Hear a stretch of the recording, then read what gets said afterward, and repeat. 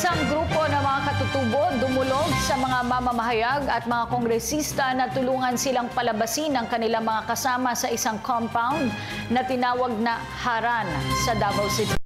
Ang detalye sa ulat ni Joseph Parapina.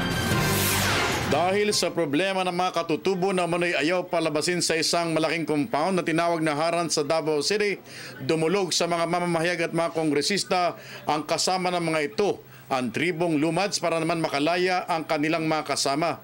At para malaman ang tunay na dahilan kung bakit pinipigil ang mga ito, isinusulong ng mga mambatas ngayon ang pagsasagawa ng congressional inquiry hinggil dito.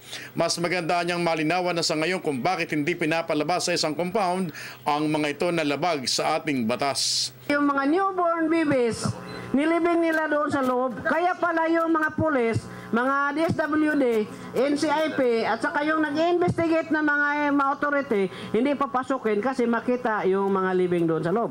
Para ito ay maimbestigahan in aid of legislation at titingnan talaga natin itong mga plight ng ating mga katutubo. No?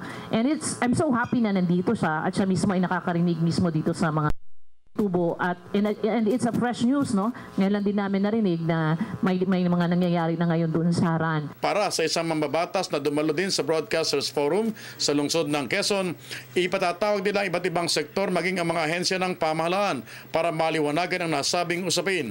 Iba-iba kasi ang bersyon ng nakakarating sa kanya, bagay na dapat na maliwanagan ito sa lalong madaling panahon.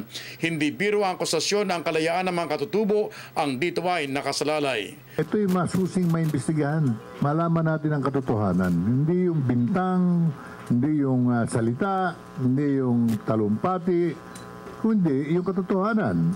Para sa Telebisyon ng Bayan, Joseph Parapina.